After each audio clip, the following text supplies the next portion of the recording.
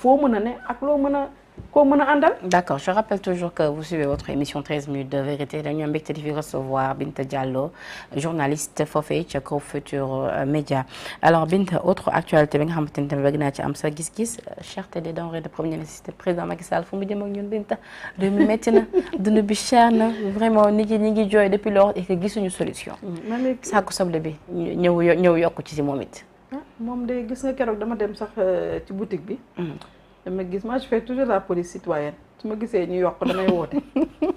ñoom sama waa koñ xam nañ ma les boutiquiers. ma ne ko lii nga koy jaay moon ma kayit bi ma lire su fekkee nekk ci ma woote direction ma xaar leen fii ñu ñëw. je suis partie on m'a dit le kilo de l'oignon c'est à 800 francs ma ne ko oignon local xanaa yow da ngaa dof mun ma loolu da lay jar j'y croyais pas ma jël sama téléphone j'ai appelé foofu ma taxaw le directeur du commerce intérieur. monsieur Diallo mu ngi koy vraiment très accessible. ma woo ko ma ne ko oignon local 800 francs je ne comprends pas mënu moom expliquer ma on est arrivé en fin de stock on va ouvrir l'importation loolu moo waral loolu quand la denrée se fait rare tu connais la loi du marché loolu la ma ne ko mais ñun yàgg nañu nekk fii wax dëgg mais mosuñu gis soble egsi à 800 francs même bu fekkee dañu nekk fin de stock qu'est-ce qui se passe ma ne ko keroog moo ko invité à la télé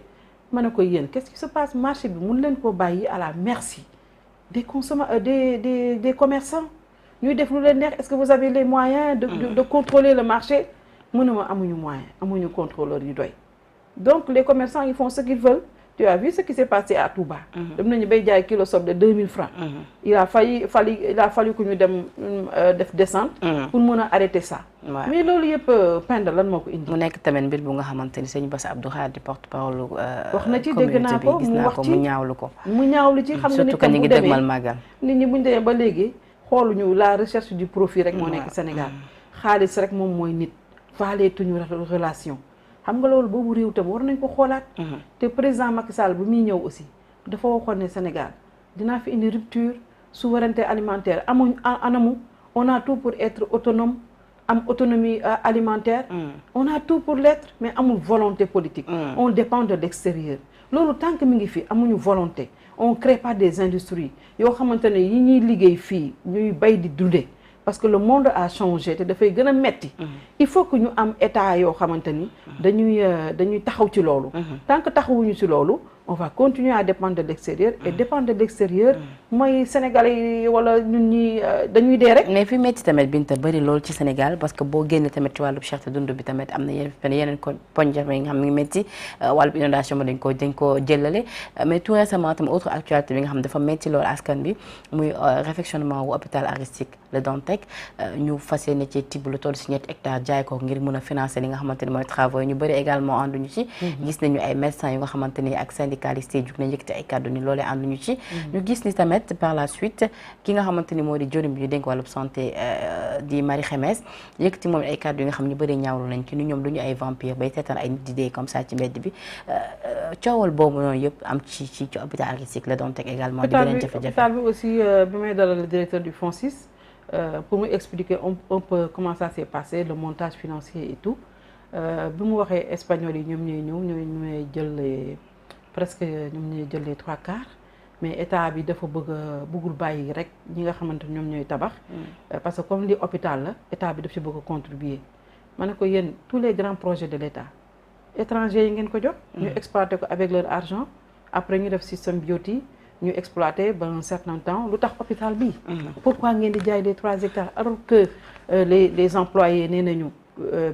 bi président ñëwee dem nañu won ko un projet d'établissement ba président d'accord ci ba un sénégalais génn bëggoon koo tabax ci xaalisu boppam mais pourquoi cette précipitation mun a mënoo sénégalais boobu wax noonu amul woon dañ dem ba ci biir xam ne amul financement te lii mënul woon a xaar ma ne ko léegi yéen hôpital bi da ngeen wax aussi da ngeen koy def phasage da ngeen di tabax fii dugal fii génne fii mais ngeen jékki saay rek vous mettez tout le monde dehors kenn comprendre parce que ce qui se passe dans ce pays Penda defe naa Dantec moom moo ci mujj rek mais c'est toujours comme ça dañuy def des choses yoo xamante ne du am benn transparence du am benn évaluation on met des milliards de francs CFA et puis bu ñu soxlaa évaluation doo ko am du suñ foofu kese la dernière fois sax dégg nañu ci cadre directeur bi Thiandou muy rassurer quand même ni ku ci nekk dinañ la secteur bu nekk di nga déménager wu ci beneen hôpital ñu insérer la ci beneen hôpital plutôt daal di lay ak sa personnel ak yëpp maladie tamit comme ñu ngi yore ku nekk sa dossier dinañ la woo ku ci nekk xool say rendez-vous fan nga ko war a mën a defee mais ba tey tiitaange askan bi seen xel. yaa gën a xam ne dañuy jëm ci kanam c'est un drame social. ñu ngi préparé wu parce que genn wàllu personnel bi yëpp kenn embauché wu leen. donc dañu la toog leen seen kër on va vous payer sur 3 mois. ñi amul embauchement de xam naa ne chômage lañ moom la et après les 3 mois. ñooñu fa toog des années kenn embauché wu leen. ñu fay la 3 mois après fay ñu la. naka ngay def ak sa njaboot drame social la malade yi ñu jël leen yóbbu leen ci ay hôpitaux ak ay cliniques c'est le début pour ñu faire passer la clameur populaire et puis après ku nekk dañ lay wax ñibbil sa kër état amul moyen téye leen ñooñu bu ñu fekkee wéeruñu fu ñu jëm. dañuy dee. kon ñu suñu état ñun moom ban problème la moom. mais suñu état lu mu fi nekk lu mu warum xaalis sur le dos du simple du contribuable sénégalais l'état ne nous respecte pas dañuy jël ay décisions nee naa leen TER bi ñu fi indi waxuma baaxul mais ce n'était pas une priorité. dugal ci ay millions ay milliards yoo xamante ne ba léegi xamuñu effectivement c'est combien le montant yenn yi ñuy imposer les sénégalais moo waru boo ñëwee ci réew da ngay waxtaan ak askan wa xool askan wa lan la soxla. mais yow doo dem fay bitim réew ñoo di ko imposer loo xam ne soxlaagu ko. TER bi lu baax la sénégalais yi soxla nañ ko parce que amuñu moyen de transport. suñu amee moyen de transport qui est très révolutionnaire ñëpp a ko saluer. dañ ciy dem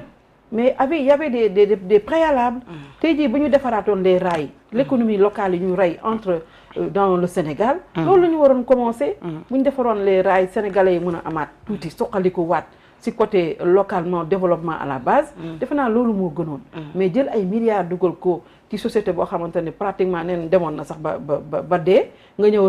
recapitaliser ko au nom de quoi on ne sait pas. jënd nga avion boo xamante ne ce n'était pas prioritaire président war na am avion mais ci circonstances yi mu ko jëndee amul foofu c'est le flou total. parce que avion bi dañ ko defaraat ba mu mel ni palace ñaata lañ ko jëndee prix bi ñu won ak prix final bi xamuñu ko. ak yeneen yoo xamante ni sénégalais yi. won nañ ko président que li nga ñu waxoon ak à l'arrivée li am bokkul. moo tax vous avez vu ce qui s'est passé au local. vous avez vu ce qui s'est passé au législatif. vous avez vu ce qui s'est passé au mois de mars. ay signaux yoo xamante ne sénégalais yi ñu ngi koy envoyé président de la république. parce que nag bu ñu demee ba ci jëppaandaw la président de la république kese la. 2024 c'est le rendez-vous la présidentielle d'un homme et de son peuple. loolu dinañ ci ñëw léegi mais ci loolu ci local yi nga xamante ni brosé nga ko léegi Binta ci local yi ñu génn waaye Yewwi Askan bi gagné pratiquement mairie yu bëri ci réewum Sénégal mu nekk quand même une toute première fois ñu dàbbaliwaat ko également ci législative yi xaw a installé li nga xamante ni moo di la cohabitation à l'Assemblée mais ci loolu maire yi yu waaye Yewwi Askan bi ci kaddu ki nga xamante ni moom moo di Bakary Diatta di maire Yewwi Askan bi foofee ca Bignona dafa yëkkati ay kaddu def ay révélation ni depuis bañ leen installé ba tey ñoom jotaguñu li nga xamante ni moo di seen fonds de dotation et de concours destiné aux maires alors que ni waa Benno Bokk Yaakaar jot nañ li nga xamante ni moom moo di seen fonds mu mel ni kon li nga xamante ni moom li ngi doon njort ni gagné nañu waaye seen toog du yombee noonu ndax dinañ leen ko méttital commencé na feeñ bu fekkee ni kaddu yi nga xam ne yëkkati na ko loolu c'est avéré. waaw mais loolu kay bu yeboo ñu xam ne ñëpp waroon nañu ko xaar ndax président xam nga ne ñoom état central ñoom ñoo yor les collectivités territoriales ay démembrement de l'état lañu mais seen fonds de dotation yi ñu leen di jox ak les fonds de concours fu muy jóge ci état bu ñu demee tey jii ba ñoom ñu gagné parce que local yi bu fekkoonte ne natt nañ ko en terme